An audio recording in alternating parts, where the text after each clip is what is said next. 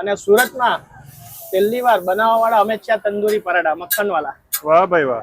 Hello સુરતીસ, આજે આપણે આવી ગયા છે સાગર પરાઠા હાઉસમાં અને અહીંયાના પરાઠાનો ટેસ્ટ તો ખૂબ જ જોરદાર હતો અને એમનું એડ્રેસ જાણવા માટે વિડીયો એન્ડ સુધી જો. તો સાગરભાઈ શું બનાવો છો નવું? આજે તમને હું તંદૂરી મક્ખનવાળા પરાઠા ખવડાવીશ. કઈ નવું જ દેખાય છે ને? એકદમ નવી વેરાયટી. એ પહેલા આપણે થોડું કેબેજ લેશું, બીન્સ લેશું, ગાજર લેશું, ઓનિયન લેશું.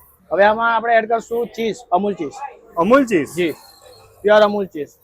જો ઓહો, આપણા સુરતમાં ચીઝ એટલે અમૂલ જ આપણે ગ્રાહકને ખવડાવવું પડે. બરાબર. આપણે એક વાર નહીં વારંવાર બોલાવવાના છે. અચ્છા, એ તો છે. એ પછી આવશે માવા પનીર આવશે. એ પછી હવે મસાલા નાખશું આપણે. નમક છે, લાલ મિરચી છે, સ્પેશિયલ મસાલા છે પરાઠાના, થોડો ચાટ મસાલો આવશે. એ પછી આપણે ધનિયા નાખશું. એ પછી આપણે આમાં સીજવન પણ એડ કરશું. આ લોટ શેનો હશે? આ લોટ આવશે મેંદો, ઘઉં અને રવો, ત્રણેય વસ્તુ મિક્સ આવશે આમાં. બરાબર.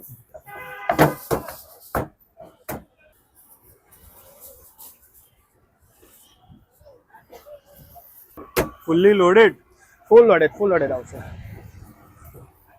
એમાં એનું નામ છે તંદૂરી મક્ખન વાલા. વાહ. એટલે ગ્રાહકને પછી આપણે એ હિસાબે ખવડાવવું પડે.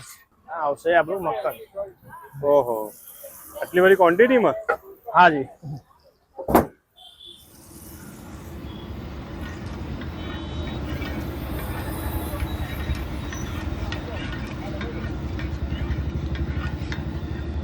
પરોઠો થાય ને ત્યાં સુધીને આપણે મક્ખનના તંદૂરીના પીસ કરીએ આપણે.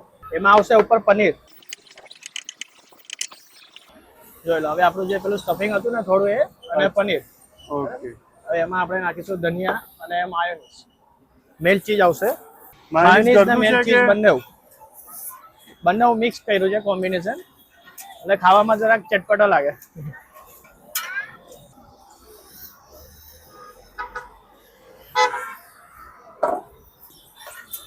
જોઈ લો ગોલ્ડન બ્રાઉન થઈ ગયો છે આપણો પરોઠો.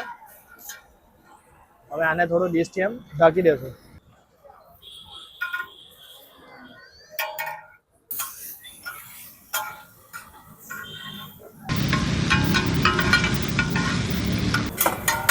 આ છે ઉપર તંદૂરી મક્ખન વાલા. તમે જોઈ શકો છો આપણો પરોઠો રેડી થઈ ચૂક્યો છે.